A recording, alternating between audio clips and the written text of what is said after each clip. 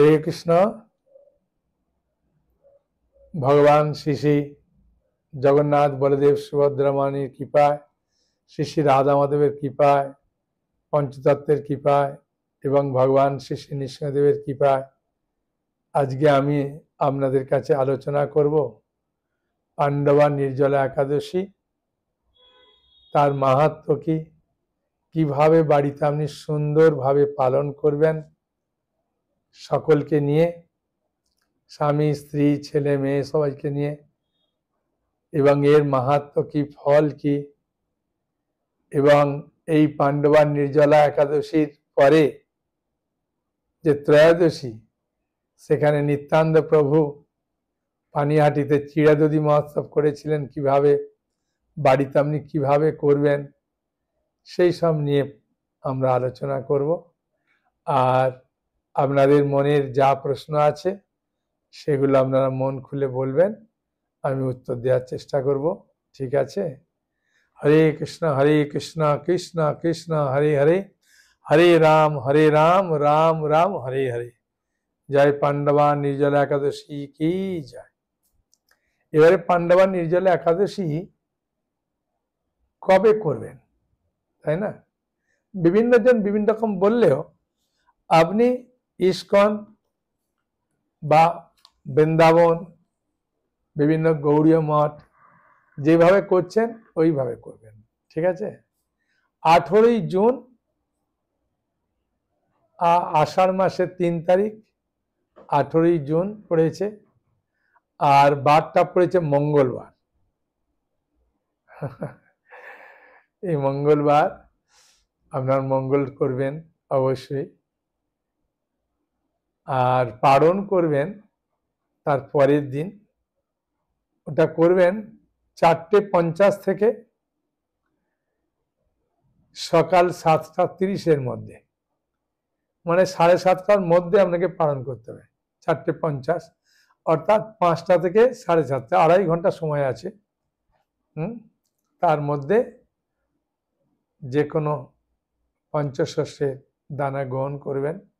যদি জগন্নাথের নির্মাল্য থাকে গ্রহণ করলেন, বা ভগবানকে একটু অন্ন ভোগ লাগালেন, অন্ন খেয়ে পালন করতে পারেন, বা চিড়া,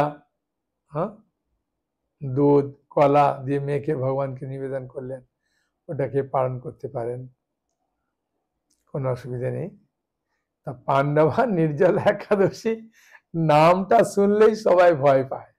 হ্যাঁ, বুঝেছেন? আসলে ভয় পাওয়ার কোনো কারণ নেই, কারণ নির্জলা মানে জল না খেয়ে। এবার আপনি বলুন তাহলে আমি ফল খাবো না, কোনো কিছু না খেয়ে আপনি এই নির্জলা একাদশী পালন করলেন।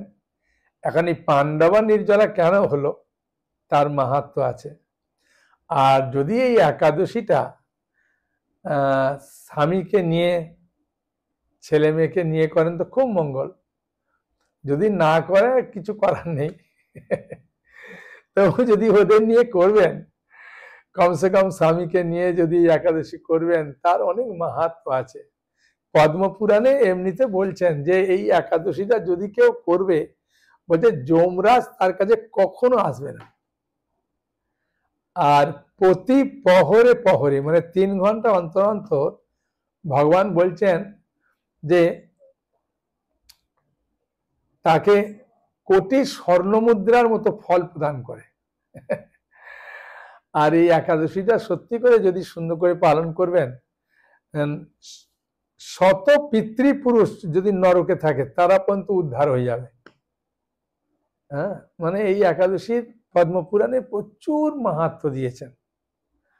তাই স্বামী স্ত্রীতে যদি করবেন তার কি মাহাত্ম্য আমি শ্লোকটা দেখে দেখে বলছি। পতি সহিতা যা যোষিত, যোষিত মানে স্ত্রী, করতি হরি বাসরম সুপুত্রা স্বামী সুভোগা জাতি প্রেত্য হরের গৃহম। বলছে যে স্ত্রী পতি সহ হরিবাসর করবে, মানে পালন করে রাত্রি জাগরণ করলেন, সে সুপুত্রা স্বামী সুভোগা হয়ে মরণান্তে হরি গিয়ে ফিরে যায়, মানে ভগবানের কাছে ফিরে যাবে। যার স্বামী বোঝে তাকে তো বলতে অসুবিধে নেই, যার স্বামী বোঝে না তাকে বলতে একটু অসুবিধে আছে। ইতিমধ্যে একজন মাতাজি আমাকে ফোন করেছিলেন, প্রভু আমার স্বামী বলছেন যারা একাদশী করে না তারাই দেখছি ভালো আছে, আর যারা একাদশী করে তাদের শরীরে বিভিন্ন রোগ টোগ কষ্ট পায়, তাহলে করে লাভ কি? আমি বললাম দেখুন, আপনার স্বামীকে আপনি বলতে পারেন যে ভগবানের বিচারটা এইরকম, যারা পাপী লোক ওরা আগের জন্মে যে পুণ্য করেছে ওই পুণ্যটা দিয়ে দেয়, ওই জন্য সুখ ভোগ করছে বলে মনে হয়। আর যারা ভক্ত তাদেরকে আগে ভগবান কি করে পাপটা দিয়ে দেয়, যে পাপের যে ভোগান্তি আছে ওরা শেষ করে দিয়ে তারপরে সুখ প্রদান করে। আর যারা ভক্ত নয় তাদেরকে আগে পুণ্যটা দিয়ে দেয়, তাদের সুখ ভোগটা দিয়ে দেয়, পাপটার পরে যে কর্মফল আছে পাপের কর্মফলের কষ্ট যে সেটা সারা জীবন ভোগ করতে থাকে। হ্যাঁ, তখন মাতাজি ওর স্বামীকে বলতে ওর স্বামী খুব খুশি হয়েছে যে আর এই একাদশী পালনের মাধ্যমে প্রচুর মঙ্গল, প্রচুর সংসারের শান্তি শুধু নয়, হ্যাঁ ঐশ্বর্য শুধু প্রদান করবে তা নয়, পারমার্থিক জাগতিক মানে ইহলোক পরলোক দুই লোকিক কল্যাণ হয়। আর এই একাদশীটা বলবো কি যে কেউ করতে পারে, এমন নাই যে আমি অন্য সম্প্রদায় থেকে দীক্ষা নিচ্ছি আমি করতে পারবো না, বা আমি দীক্ষা নিইনি, বা আমি আমিষ আহার করি, এরকম কোনো নিয়ম কারণ নেই। হ্যাঁ, যে কেউ একাদশী করতে পারে। বুঝেছেন? তার আগের দিন আপনি করার আগের দিন কি করবেন না সংকল্প করবেন। সংকল্পটা খুব গুরুত্বপূর্ণ, বুঝেছেন? যে আমি পাণ্ডবা নির্জলা একাদশী আমি আগামীকাল পালন করব। হে ভগবান শ্রীকৃষ্ণ, হে অচ্যুত, হে জনার্দন, হ্যাঁ হে পূর্ণ পুরুষোত্তম ভগবান শ্রীকৃষ্ণ, আপনি কৃপা করুন যাতে আমি সুন্দরভাবে পালন করতে পারি। আমি এইভাবে সংকল্প করছি, হ্যাঁ যে আমি সারা দিন সারা রাত নির্জলা থাকবো। হ্যাঁ, বা যদি আপনি মনে করছেন যে আমি থাকতে পারবো না বা আমার শরীর এত ভালো না, তাহলে আপনি সেরকমভাবে বলবেন যদি আমি না পারি প্রভু তাহলে একটু ফল কি একটু ফলের জুস খাবো। হ্যাঁ, এটা মন খুলে বলে দেবেন। হ্যাঁ, যে যদি না পারি তাহলে একটা সম্ভাবনা থাকলো যে ঠিক আছে ভগবান বলবেন ও তো বলেছে না পারলে খাবে। অ্যাকচুয়ালি সত্যি কথা বলতে কি আমাদের খিদে শরীর থেকে পায় না, আমাদের মনের খিদে পায়, মনের তেষ্টা পায়। আগের বছর তো একজন ভদ্রলোককে বলেছিলাম একটা জলের বোতল, মিজরির জলের বোতল সব সময় নিয়ে ঘুরতো, মনকে খালি বলতে এই দেখ জলের বোতল আছে, বলতে বলতে সারা রাত্রিরে শোয়ার সময় মশারির ভেতরে রেখেছিলেন, রেখে ঘুমালো। ঘুম থেকে উঠে ওর স্ত্রীকে বলছে দেখো আমি কিছু খাইনি, তখন ওর স্ত্রী খুব আনন্দ পেয়েছে। হ্যাঁ, স্বাভাবিক যে এই নির্জলা একাদশী করে না সে যদি করে অন্যজন খুব আনন্দ পায়। এইভাবে পাণ্ডবা নির্জলা একাদশী করেছে। আসলে সংকল্পটা এত গুরুত্বপূর্ণ, সংকল্প করলে ভগবান আপনাকে সাহায্য করে। হ্যাঁ, খুব সাহায্য করে। একজন মাতাজি সে পরের বাড়িতে ভোগ রান্না করে দেয়, মানে স্বামী স্ত্রী আছে অন্য জায়গায়, তারা বয়স্ক হয়ে গেছে, তো ওই মাতাজি গিয়ে ভোগ টোগ রান্না করে দেয়। হ্যাঁ, তা মাতাজি আমার কাছে এসে ভাগবত নিলেন, তার হাতটা বলছে পড়ে গিয়ে একটু ভেঙে গেছিল, নাতিকে নিয়ে বললো আমি একটা সংকল্প করেছিলাম যে আমার ছেলেকে দেব, হ্যাঁ মানে নাতিকে, ছেলের ছেলেকে, কিন্তু আমার একটা মেয়ে আছে তাকে না দিলে খারাপ পাবে, তা আমি ভগবানকে বলেছিলাম যে ভগবান যদি আমায় কৃপা করো তাহলে আমি দুজনকেই দুটো ভাগবত দেব। বৈশাখ মাসে প্রভু সংকল্প করেছিলাম। হ্যাঁ, তা এই কয়েকদিন আগে নিয়ে গেলেন। উনার মুখ থেকে শুনুন উনি কি বলছেন, হ্যাঁ তাহলে বুঝতে পারবেন। হরে কৃষ্ণ। এই মাতাজি এসেছেন, বৈশাখ মাসে সংকল্প করে রেখেছিলেন ওনার নাতিকে এবং মেয়েকে ভাগবতের দান করবেন। তা উনি মায়াপুর এসে ভাগবত নিচ্ছেন, তা উনার মুখে আপনি শুনুন উনি কোথা থেকে এসেছেন, হ্যাঁ কি ব্যাপার বলুন। মাতাজি বলুন। আমি বাড়িপুরে থেকে এসেছি। আমার খুব ইচ্ছা আমার বংশে কেউ একজন ভগবত সেবা করুক, সেই জন্য আমার নাতিকে একটা ভগবত দেবো। বৈশাখ মাসে আমি সংকল্প করেছিলাম যাতে আমার নাতির হাতে একটা দেবো, আমার মেয়ের একটা দেবো। আপনার বাড়িপুরটা কোন ডিস্ট্রিক্ট? বাড়িপুরটা ওরা দক্ষিণ চব্বিশ পরগনা। দক্ষিণ চব্বিশ পরগনা। দক্ষিণ চব্বিশ পরগনা। হ্যাঁ, শুভ। তাহলে তুমি ভাগবত পড়বে, পড়বে। হ্যাঁ, তাই এই শ্রী শ্রী রাধা মাধব, এই শ্রী শ্রী নৃসিংহদেব, এই শ্রী শ্রী পঞ্চতত্ত্ব আপনারা কৃপা করুন। এই মাতাজি ওনার নাতিকে এবং মেয়েকে ভাগবত দান করবেন, যাতে ওনাদের পারমার্থিক কল্যাণ হয় এবং পারিবারিক শান্তিতে থাকে। ওনাদের মঙ্গলের জন্য একবার আমরা সবাই মিলে হরিনাম করছি। হরে কৃষ্ণ কৃষ্ণ কৃষ্ণ হরে হরে, হরে রাম রাম রাম হরে হরে। হ্যাঁ, বুঝতে পারলেন?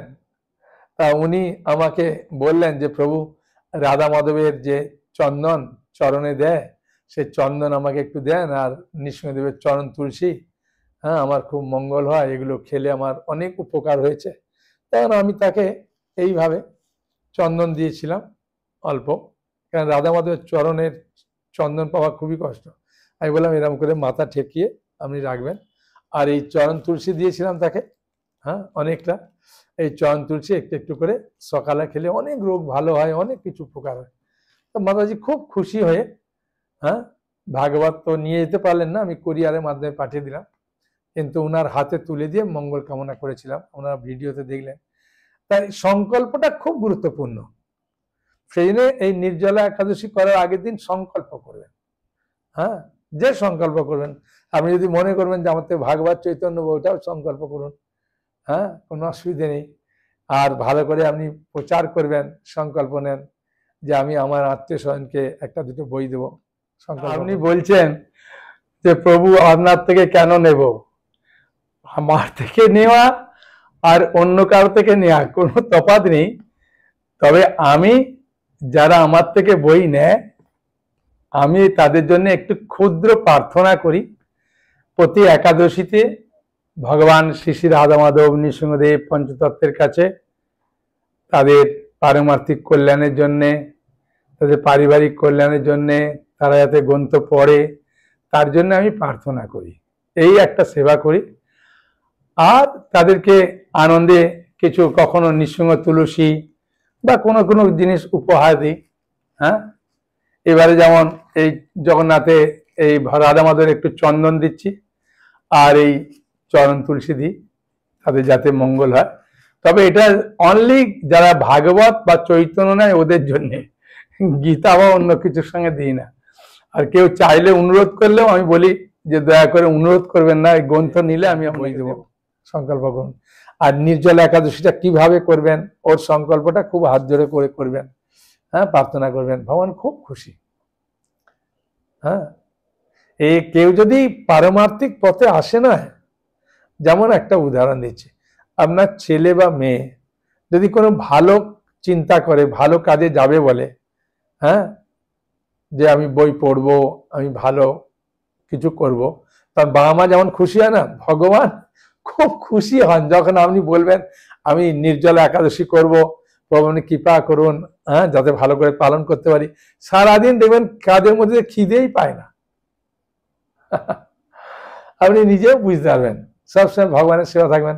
মানে উপবাস মানে শুধু উপবাস নয়, উপমানের নিকটে ভগবানের সামনে বাস করেন।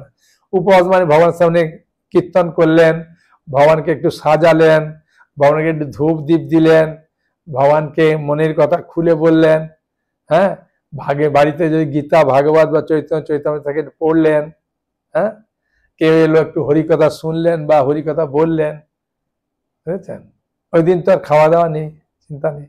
এবার যদি বলেন প্রভু ভগবানকে আমি খেতে দেবো না, ভগবানকে যদি দেবেন তাহলে ফল টল দেন, হ্যাঁ, বুঝেছেন, ফল দিতে পারেন। কেউ যদি বলেন যে প্রভু আমার বাড়িতে তো রোজ অন্ন লাগায়, অন্ন দিতে পারেন, কিন্তু অন্নটা যারা একাদশী করে না তাদের দিতে পারেন, নাহলে চাপা দিয়ে রাখলেন, তারপরের দিন পালন করবেন, ভগবানের পালন করবেন। হ্যাঁ, বুঝেছেন? এইভাবে একাদশী সকালে ঘুম থেকে উঠে গঙ্গা গঙ্গা বলে স্নান করলেন, সামনে কোনো পবিত্র নদী থাকলে স্নান করলেন, নতুন বস্ত্র পরলেন, ভগবানকে ধূপ দ্বীপ ফুল দিয়ে একটু আরতি করলেন, তারপর হরিনাম করবেন। হরিনামের যে কি মাহাত্ম্য এই একাদশীতে তার আর বলার নেই। যত হরিনাম করবেন তত মঙ্গল। তারপরে একটু গীতা ভাগবত পড়লেন। আমাদের মায়াপুর টিভিতে আপনি বিভিন্ন প্রোগ্রামও দেখতে পারেন। একজন বলছে প্রভু রাত্রি জাগরণে খালি ঘুম পায়। আর যদি ঘুম পায় তাহলে ঘুমিয়ে নেবেন। বলছে আমার বন্ধু বলছে খিদেও পাবে না, কিছু না, পুরা ঘুমিয়ে দেয়। আমি না না, একাদশী দিনে ঘুমানোটা নিষিদ্ধ। দিবা মানে দিনের বেলা, রাত্রিবেলা যদি পালন করতে না পারেন ঘুমাতে পারেন। যেহেতু গৃহস্থ মানুষ তো বিভিন্ন কাজের মধ্যে দিয়ে থাকেন, ঘুমিয়ে নেবেন, অসুবিধা নেই। যে একদম রাত্রির পুরা জাগরণ করতে হয়, যদি সম্ভব হয় যতটা পালন করলেন, যদি না পারেন তাহলে অনেকে তো ওই দিন টিভি দেখে রামায়ণ মহাভারত দেখে। একজন তো ভাগবতের ধ্রুব মহারাজ, ওই দিন মানে ধ্রুব মহারাজ বা প্রহ্লাদ মহারাজের চরিত্র সপ্তম স্কন্ধে আছে, আর ধ্রুব মহারাজের চরিত্র চতুর্থ স্কন্ধে আছে। এই কাহিনীটা পুরা বলছি প্রভু অনুবাদ গুলো পড়ে পড়ে এত আনন্দ লাগে, পুরা শেষ করি, খুব আনন্দ লাগে। বা গীতা ওই শ্লোকের অনুবাদ গুলো পড়ে, 700 শ্লোকের অনুবাদ কেউ পড়ে, কেউ শ্লোক অনুবাদ পড়ে, কেউ হরিনাম করে, কেউ ঘুরে ঘুরে একটু জপ করে, বিভিন্ন ভাবে। আর ওই দিন 2বার কি 3বার স্নান করবেন। স্নান করলে শরীরটা ভালো থাকে। সকালে তো একবার করলেন, দুপুরে একবার করলেন, সন্ধ্যার দিকে একবার করবেন। অনেকে একটু রাত্রিও করে নেয়, অসুবিধা নেই, শরীর খারাপ হয় না। বুঝেছেন? এই নির্জলা একাদশীর মাহাত্ম্যটা কি মনে প্রশ্ন আসবে না যে প্রভু নির্জলা একাদশীর মাহাত্ম্যটা তো বললেন, এটা তো অন্তত পাঠ করে একটু শোনাই, তাই না? পাণ্ডবান নির্জলা একাদশী সম্বন্ধে, তাহলে তো আরো আনন্দ পাবেন। তাহলে এখন পড়ি, তাহলে শুনুন আর কি।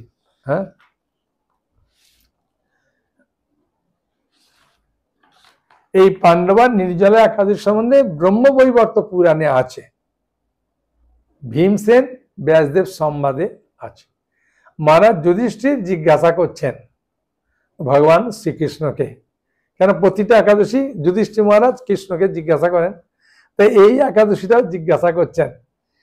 মহারাজ যুধিষ্ঠির বললেন, হে জনার্দন, কৃষ্ণের একটা নাম, আমি অপরা একাদশীর সমস্ত মাহাত্ম্য শ্রবণ করলাম। মানে আগের একাদশীটা তো অপরা একাদশী ছিল, এখন জ্যৈষ্ঠ মাসের শুক্ল পক্ষের যে একাদশী তার নাম কি, তার মাহাত্ম্য কি, কৃপা পূর্বক বলুন। ভগবান যখন কেউ কোনো মাহাত্ম্য শুনতে চায় না, কেউ হরিকথা শুনতে চায়, তখন খুব আনন্দ লাগে। আপনার কাছ থেকেও যদি কেউ শুনতে চায়, দেখবেন খুব আনন্দ লাগে। সে বুঝতে বলতে পারুন আর না পারুন, দেখবেন একটু গীতাটা দেখে দেখেই পড়লেন, দেখবেন খুব আনন্দ লাগলো। কৃষ্ণলীলাটা পড়লেন, এরকম। তাই ভগবান কৃষ্ণ খুব আনন্দ পেয়েছেন, যেহেতু যুধিষ্ঠির মহারাজ শুনতে চেয়েছেন। তাই ভগবান কৃষ্ণ বললেন, এই একাদশী মহর্ষি ব্যাসদেব বর্ণনা করবেন, কেননা তিনি সর্বশাস্ত্রে অর্থ এবং তত্ত্ব পূর্ণরূপে জানেন। ব্যাসদেব রাজা যুধিষ্ঠির, মহারাজ যুধিষ্ঠির ব্যাসদেবকে বললেন, হে মহর্ষি দ্বৈপায়ন, আমি মানুষের লৌকিক ধর্ম ও জ্ঞানকাণ্ডের বিষয়ে অনেক শ্রবণ করেছি। আপনি যথাযথভাবে ভক্তি বিষয়িনী কিন্তু ধর্মকথা আমার কাছে বর্ণনা করুন।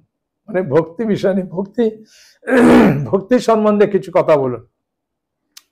তখন ব্যাসদেব আনন্দ সহকারে মহারাজ যুধিষ্ঠিরকে বলতে শুরু করেছেন, হে মহারাজ যুধিষ্ঠির, তুমি যেসব ধর্মকথা শুনেছ, এই কলিযুগের মানুষের সে সমস্ত পালন করা অত্যন্ত কঠিন, যা সুখে এবং সামান্য খরচে অল্প কষ্টে সম্পাদন করা যায়, অথচ মহাফল প্রদানকারী,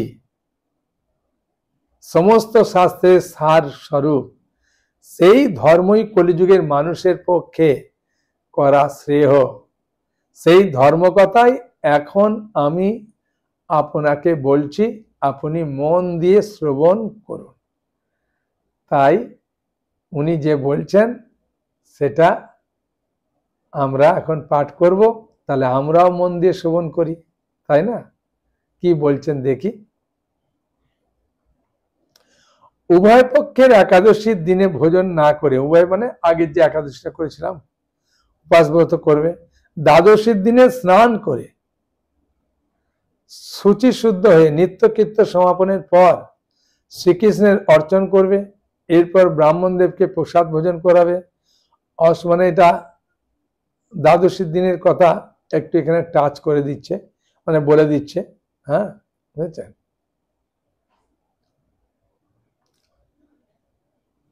এই ব্রত কখনো ত্যাগ করবে না। এই ব্রত বলতে এই একাদশী ব্রত কখনো ত্যাগ করবে না। এটা তো শুধু না খেয়ে, এর পরের ব্রত পেট ভরে খেতে পারবেন, সকাল সন্ধ্যে দুপুর যখন ইচ্ছা করবেন তখনই খেতে পারবেন। হ্যাঁ, আমার অন্য ভিডিওতে বলেছি না, অনেক কিছু খাবারের কথা বলেছি। হ্যাঁ, সব কিছু খেতে পারবেন। হ্যাঁ, যেগুলো মানে একাদশীতে খাওয়া নিয়ম, হ্যাঁ সেগুলো, যেগুলো নিষিদ্ধ সেগুলো নয়, কিন্তু একাদশীতে পেট ভরে একাদশীর প্রসাদ খেতে পারবেন। হ্যাঁ, খাবার কোনো অসুবিধা নেই। তাই যে সকল ব্যক্তি স্বর্গে যেতে চায় তাদের সারা জীবন এই ব্রত পালন করা উচিত। মানে এই একাদশী ব্রত, একাদশী ব্রত পালন করলে অ্যাকচুয়ালি স্বর্গে যায় না, তারও ঊর্ধ্বে ভগবানের কাছে ফিরে যায়। স্বর্গে গেলে তো আমাকে আবার ফিরে আসতে হবে, ক্ষীণে পুণ্যে মর্তলোক বিশান্তি। কিন্তু ভগবানের কাছে গেলে ফিরে আসতে হবে না। এই একাদশীর মাহাত্ম্য আছে, যদি কৃষ্ণ ভক্তি জন্য করবেন। হ্যাঁ, পাপ কর্মে রত ধর্মহীন ব্যক্তিরা বলছে, ধর্মহীন পাপ করে যারা, সেই সব ব্যক্তিরাও যদি একাদশী দিনে ভোজন না করে তবে তারা যম যাতনা থেকে রক্ষা পায়। ব্যাসদেব এইসব কথা শুনে, মানে ব্যাসদেবের শ্রীমুখ থেকে এইসব কথা যখন শুনছেন তখন ভীমসেনও পাশে দাঁড়িয়েছিলেন, বুঝেছেন, দাদার পাশে। ভীমসেন যখন শুনলেন, শোনার পরে ভীমসেন থরথর করে কাঁপছে, যেমন হাওয়া দিলে অশ্বত্থ পাতা এরকম করে দোলে না, তার সেরকমভাবে একদম থরথর করে কাঁপছে। ভীমের মতো ব্যক্তি, চিন্তা করেছেন, কাঁপতে লাগলো, মানে এত পাপ শুনেছে। হে মহাবুদ্ধি পিতামহ মাতা কুন্তি, এবার ভীমসেন তার দুঃখের কথা বলছে। মা কুন্তি দেবী, দ্রৌপদী, বড় ভাই যুধিষ্ঠির মহারাজ, অর্জুন, নকুল, সহদেব, এরা কেউই একাদশীর দিনে ভোজন করে না, সবাই উপবাস থাকে। কিন্তু আমার পক্ষে কি হয় সেটা বলছেন। আমাকে অন্ন গ্রহণ করতে নিষেধ করে, কিন্তু দুঃখ সহ ক্ষুধা যন্ত্রণার জন্য আমি উপবাস করতে পারি না। হ্যাঁ, ভীমসেনের এইরকম কথায় ব্যাসদেব বলতে লাগলেন, যদি স্বর্গ আদি দিব্য ধামে লাভ করার একান্ত ইচ্ছা থাকে তাহলে উভয় পক্ষের একাদশীতে ভোজন করবে না। উভয় পক্ষ বলতে আগের অপর একাদশী আর এটা। তদুত্তরে ভীমসেন বললেন, এখন যদি বলবেন যে আমি তো আগের একাদশীটা করিনি, তাহলে এটা করতে হবে না, করতে পারবেন, কোনো অসুবিধা নেই।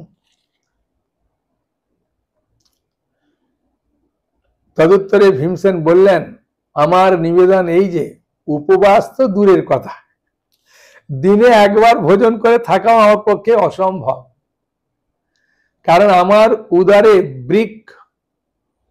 বৃক নামে একটা অগ্নি রয়েছে, সেই জন্য বৃকদ্বার বলা হয় ভীমকে। ভোজন না করলে কিছুতেই সে শান্ত হয় না। হ্যাঁ, তাই প্রতিটি একাদশী পালনে আমি একেবারেই অপারগ। হ্যাঁ, মানে ভীমকে কেন বৃকোদর বলে না, তার উদরে ওই বৃক আছে বলে যেন বৃকোদর বলে। তা হে মহর্ষি, বছরে একটি মাত্র একাদশী পালন করে যাতে আমি দিব্যধাম লাভ করতে পারি, মানে ভগবানের কাছে ফিরে যেতে পারি, এইরকম একটা একাদশীর কথা আমাকে নিশ্চয় করে বলুন, ঠিক আছে, কোনো মতে আমি একাদশী করতে পারি। তখন ব্যাসদেব বললেন যে জ্যৈষ্ঠ মাসের শুক্লপক্ষের যে একাদশী তিথি তাদের জলপান পর্যন্ত না করে সম্পূর্ণ উপবাস থাকবে। তবে আজমনে দোষ নেই। আজমন করতে গেলে ওম কেশবায় নমঃ, নারায়ণ নমঃ, মাধবায় নমঃ বলে হ্যাঁ যে জল পান করি, ওতে কোনো দোষ নেই। ওই দিন অন্নাদি গ্রহণের করলে ব্রত ভঙ্গ হয়ে যায়। ওই দিন মানে পাণ্ডবা নির্জলা একাদশী দিন যদি অন্নব্রত করবে তখন নষ্ট হয়ে যায়। শুধু অন্ন না, হ্যাঁ বলবেন তাহলে ভাত খাবো না, রুটি খেতে বলছে, না না, পঞ্চশস্য খাওয়া নিষিদ্ধ। এছাড়াও অনেক জিনিস নিষিদ্ধ আছে যেগুলো খেতে বলেছি আগের একাদশীতে, ওইগুলি রান্না করে খাবেন, ঠিক আছে? সময় থাকলে বলবো আর কি। একদিন মানে একাদশীর দিন সূর্য উদয় থেকে, মানে একাদশী দিনে ভোরবেলা থেকে, সোজা কথা ভোর, হ্যাঁ এই 4টে থেকে তার পরের দিন ওই পারণের যে সময় আছে ওই দিন ওই সময় পর্যন্ত জলপান বর্জন করলে অনায়াসে 12টি একাদশীর ফল লাভ হয়। যে অন্যান্য একাদশীগুলো যে করিনি তার ফলটা লাভ হয়ে যাবে, বা একাদশী করতে গিয়ে কোনো ভুল করে ফেলেছি ওই একাদশীর ফল নষ্ট হয়ে যাবে। কত মাহাত্ম্য! হ্যাঁ, বছরে অন্যান্য একাদশী পালনে অজান্তে যদি কোনো ব্রত ভঙ্গ হয়ে যায় তাহলে এই একটিমাত্র একাদশী পালনে তারও দোষ দূর হয়ে যায়। হ্যাঁ, যেমন একজন ভদ্রলোক আমাকে বলছেন, প্রভু একাদশীর দিনে আমি জগন্নাথের চালটা বুঝতে পারিনি, একটু খেয়ে নিয়েছিলাম। তাই বললাম তার পরের দিন করুন। তার পরের দিন উনি করেছেন। এরকম বা কোনো জ্ঞাত বা অজ্ঞাত কোনো ভঙ্গ হয়ে গেছে, ওর সব ফল নষ্ট হয়ে যাবে এই একাদশীটা করলে। হ্যাঁ, বুঝলেন? খারাপ ফলগুলো, ভালো ফল না, নষ্ট হয়ে যাবে।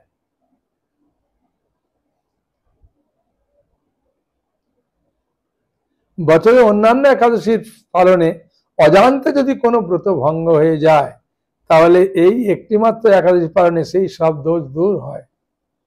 দ্বাদশীর দিনে ব্রাহ্ম মুহূর্তে, ব্রাহ্ম মুহূর্ত মানে সূর্য উদয়ের 1 ঘন্টা 40 মিনিট আগে, না 1 ঘন্টা 48 মিনিট আগে সূর্য উদয় যে সময়, মানে 4টের সময় করলেই হবে, কোনো আর চিন্তা নেই।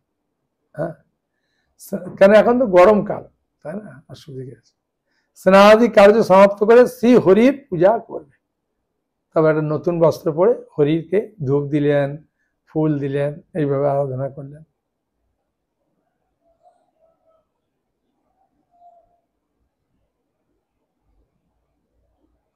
দ্বাদশীর দিনে ব্রাহ্ম মুহূর্তে স্নানাদি কার্য সমাপ্ত করে, দ্বাদশীর দিনে স্নান টান করে ভগবানের পূজা টুজা করে তারপরে পালন করবে না। ঠিক 5:50 পর আর 7:30টার আগে, ওই 6টা থেকে 7টার মধ্যে করলে ভালো।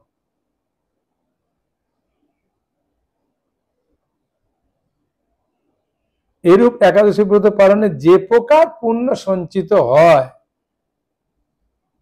এখন তা শ্রবণ করো। মানে শুধু যা পুণ্য হয় এইভাবে একাদশী পালন করবেন, সারা বছরের সমস্ত একাদশীর ফলই এই একটা মাত্র উপবাসে লাভ করা যায়। হ্যাঁ, বছরে 24টা একাদশী আছে, মাসে 2টো।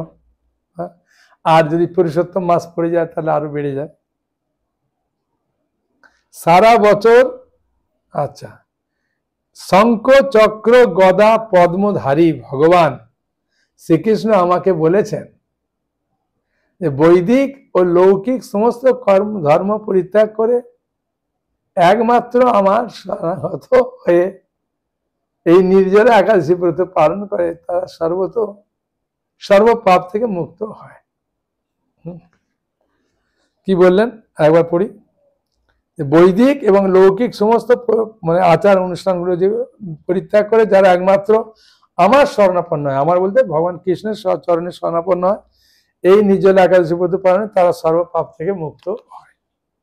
বিশেষত কলিযুগে ধন সম্পদ দানের মাধ্যমে, সদ্গতি বা স্মার্ত সংস্কারের মাধ্যমেও যথার্থ কল্যাণ লাভ হয় না।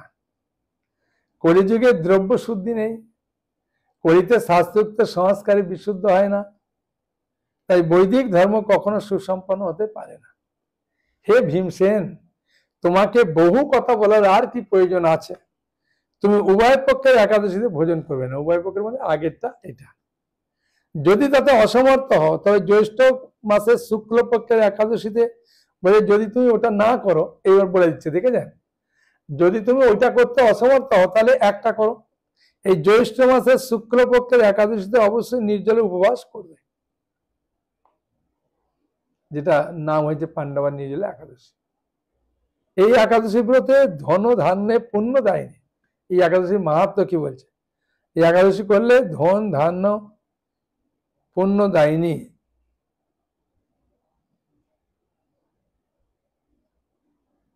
একাদশী ব্রততে ধন ধান্য পুণ্য দেয়নি। যমদূতগণ এই ব্রত পালনকারীকে মৃত্যুর পর স্পর্শ করতে পারে না। বুঝেছেন? এই যমদূতগণ এই ব্রত পালনকারীকে মৃত্যুর পর স্পর্শ করতে পারে না। পক্ষান্তরে বিষ্ণুদূতগণ তাকে বিষ্ণুলোকে নিয়ে যায়, বৈকুণ্ঠ লোকে। শ্রী ভীমসেন ওই দিন থেকে নির্জলা একাদশী পালন করতে থাকায় এই একাদশী পাণ্ডবা নির্জলা একাদশী বা ভীমসেনী একাদশী নামে প্রসিদ্ধ আছে।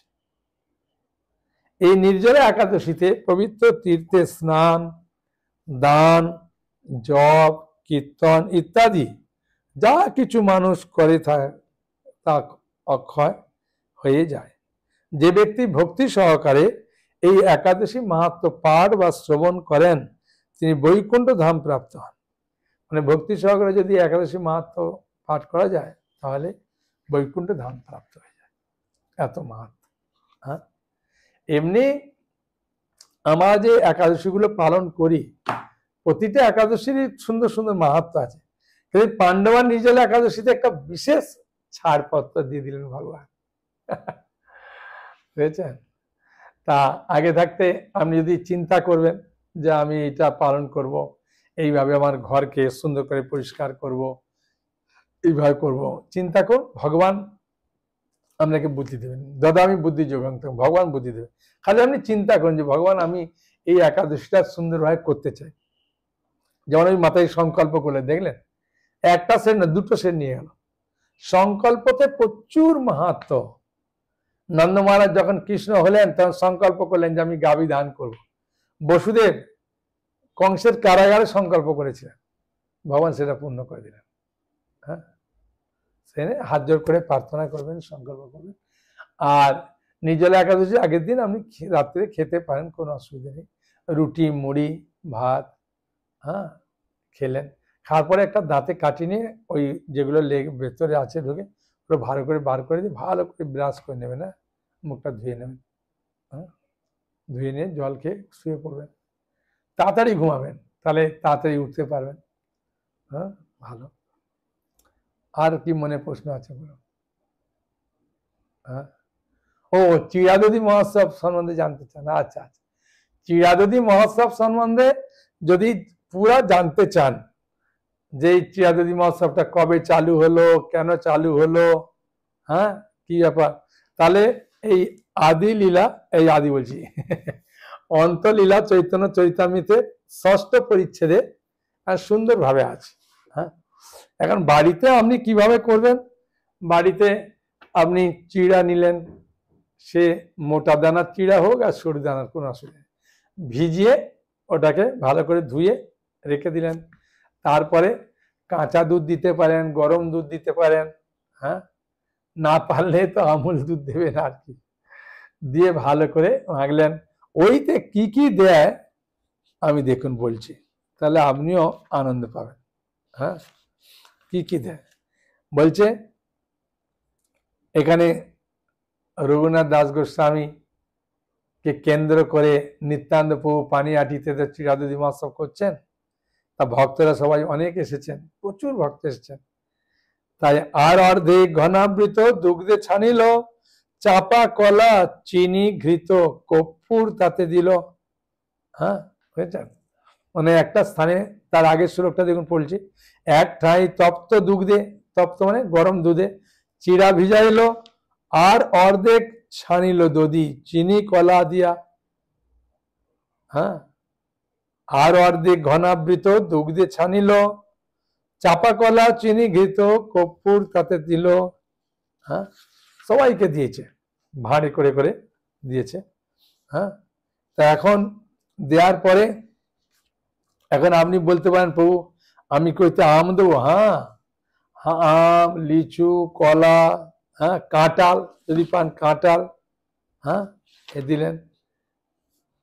তারপরে সন্দেশ, হ্যাঁ, এখানে বলছে মহোৎসব শুনি পাশুরি নাম গ্রাম হইতে, চিড়া দধি সন্দেশ কলা আনিল বেচিতে, সব দিচ্ছে। মানে ভালো করে মাখলেন, একদম খুব সুন্দর লাগবে দেখবেন একদম। আর যদি আমের পরিমাণটা বেশি হয় দেখবেন একদম পুরা সুন্দরভাবে একদম, হ্যাঁ, হলুদ রঙের মতো হয়ে যাচ্ছে।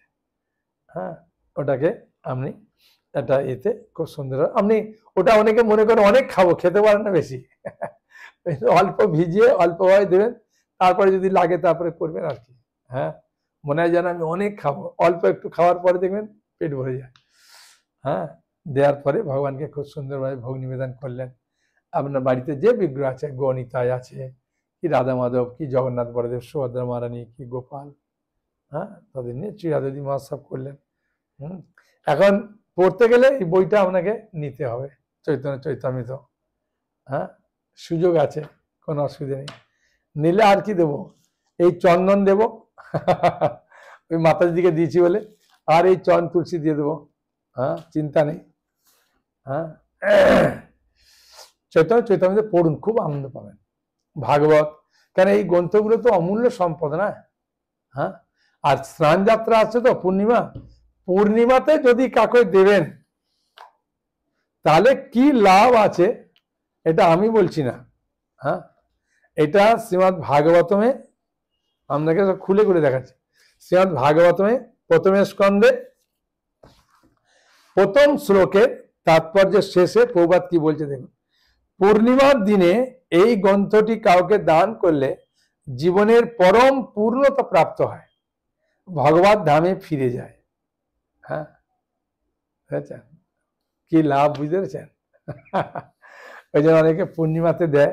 হ্যাঁ, তা ভাদ্র পূর্ণিমাতে দেওয়ার জন্য অনেকে সংকল্প করে, অনেকে যে কোনো পূর্ণিমাতে দিতে পারেন ভাগবতম, বা পূর্ণিমা ছাড়াও নিতে পারেন, কোনো অসুবিধা নেই। ভাগবত যখন আপনার বাড়িতে যাবে কি নিয়ম বিধি আছে কি আছে এটা ফোন করলে আমরা সব বলে দেবো। হ্যাঁ, ইনস্টলমেন্টে আছে না ক্যাশ টাকা দিতে হয় পুরা, সব কিছু ফোন করবেন, হোয়াটসঅ্যাপে সব পাবেন। হ্যাঁ, শুধু আমি আপনাদেরকে বলতে পারি যে এই ভাগবত যদি ওই নির্জলা একাদশীতে রাত্রি জাগরণে পড়বেন তার কি ফল শুনুন। এটা হরিভক্তি বিলাস গ্রন্থে আছে, শ্রীল সনাতন গোস্বামী লিখছেন। হ্যাঁ, শ্রীমদ্ ভাগবতম বক্তা পটেত বিষ্ণু সান্নিধ্য জাগরে তৎপদং জাতি কুল বৃন্দ সমন্বিত।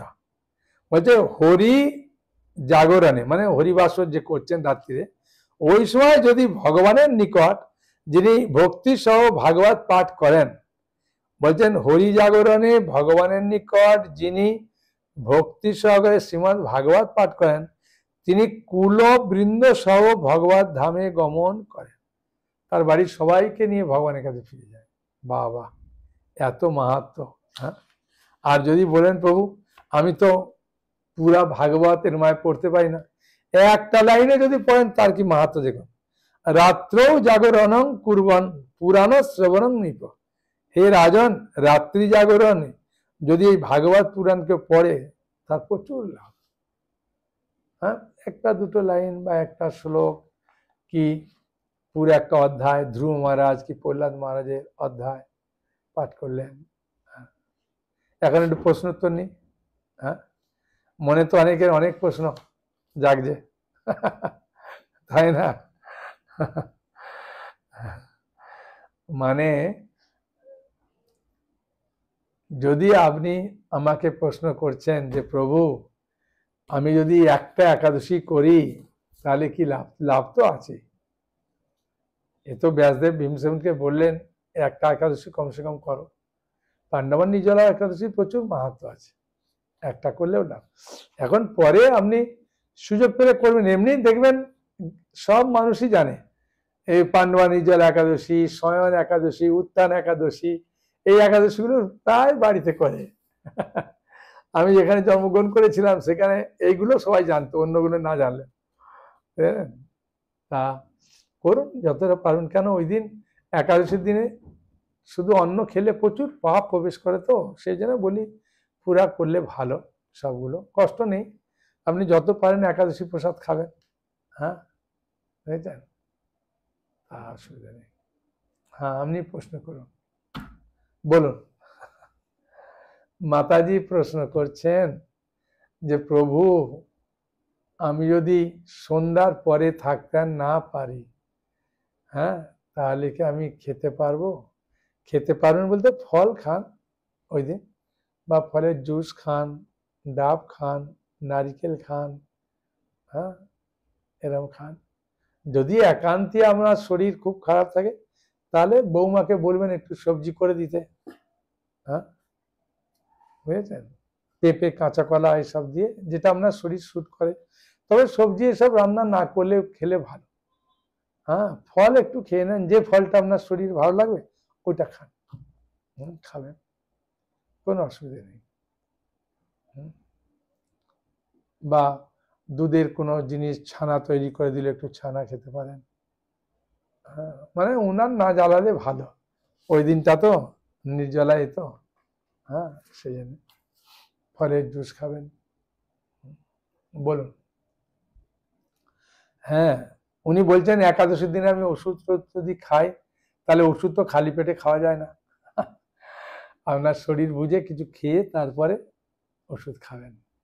হ্যাঁ ঠিক আছে, বলুন। একাদশী উনি বলছেন আমার বাড়িতে স্বামীকে বললেও অনেক সময় করতে চায় না, তবে আমি বোঝাবো, যদি না বোঝে তখন কি করব? তখন না বুঝলে আপনি একাই করবেন। ঠিক আছে, যতটা পারেন বলার চেষ্টা করবেন। এখন ব্যাপারটা হচ্ছে উনি আপনার স্বামী, তো খুব জোরে কথা বললে, খুব রাগমাগ করলে আবার অন্যরকম করতে পারে। দরকার নেই, একটু গায়ে মাথায় হাত বুলিয়ে বলবেন যে দেখো এরমভাবে তোমায় তো প্রতি একাদশী বলি না, এই একাদশীটা বললাম, তা তুমি যদি করো তো খুব ভালো, হ্যাঁ খুব আনন্দ।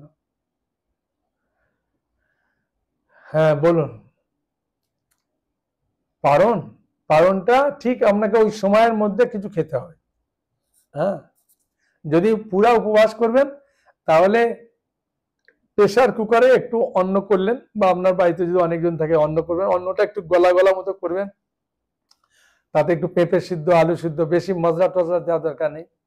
হ্যাঁ ভগবানকে নিবেদন করে ওটা অল্প অল্প খেলেন, তারপরে দুপুরে পেট ভরে খাবেন, তাহলে হবে। হ্যাঁ ঠিক আছে, বলুন। ও পারণে আপনি বলছেন, উনার প্রশ্ন হচ্ছে গুড় জল, গুড় জলটা একটু লেবু যদি থাকে লেবু দিয়ে, বা গুড় জলটা আগে গুড় ভিজিয়ে দিলেন খেতে পারেন। গুড় জল বেশি খেলে পেটটাকে একদম নরম করে দেয়, অসুবিধা করে দেয় খুব। হ্যাঁ সেই জন্য খুব বেশি গুড় জল পেট ভরে একদম খাবেন অসুবিধা করবে। হ্যাঁ একটু লেবু দিয়ে অল্প খাবেন, কি আছে, তারপরে আস্তে আস্তে খাবেন, একবারে খাবেন না। হ্যাঁ অল্প অল্প করে খাবেন, ঠিক আছে।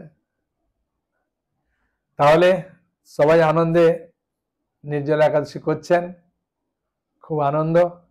হ্যাঁ খুব আনন্দ সহকারে করুন, আর শিলা প্রভুপাদের গ্রন্থ পড়ুন, অপরজনকে এই একাদশী করতে উৎসাহ প্রদান করুন। হ্যাঁ ঠিক আছে। হ্যাঁ এই জগতে সমস্যা থাকবে, এই জগতে এমন কোনো ব্যক্তি নেই যে তার সমস্যা নেই, কেন সমস্যা দিয়েই তো এই জগৎটা তৈরি হয়েছে। হ্যাঁ তাই না, দুঃখালয় অশ্বসতম, তাই সমস্যা আসবে, ভালো করলে খারাপ করলে সবেতেই সমস্যা আসে। হ্যাঁ মনে করছেন যে আমার স্বামী সবাই মিলে করলে ভালো, অনেকে তাও করতে গিয়ে অসুবিধা হয়, অসুবিধা নেই। তা সবকিছুই ভগবানের দ্বারা আমরা নিয়ন্ত্রিত। আমাদের যা কিছু সমস্যা আসবে আমরা ভগবানের কাছে প্রার্থনা করব, ঠিক আছে? অন্য কারো কাছে বলবো না, ভগবানকে বলবো যে প্রভু আমার এই হয়েছে, এইভাবে সমস্যার সমাধান করুন, করলে ভালো হয়। আপনি যেটা ভালো বোঝেন করুন, আমি আমার সমস্যার কথা বললাম, এরম বলবেন। হ্যাঁ, ভগবানকে অর্জুন যখন ওই কুরুক্ষেত্রে যুদ্ধ বিশ্বরূপ দেখতে চাইলেন, বললেন যদি প্রভু আপনি আমাকে যোগ্য বলে মনে করেন তাহলে দেখাতে পারেন।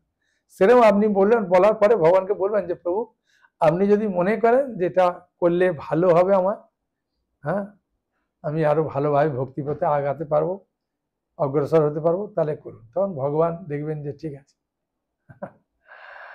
ঠিক আছে। হ্যাঁ, তাহলে আর কোনো অসুবিধা নেই। হরে কৃষ্ণ কৃষ্ণ কৃষ্ণ হরে হরে, হরে রাম রাম রাম হরে হরে। হরি বল। সকালে ভালো থাকুন। হরে কৃষ্ণ। হরি বল।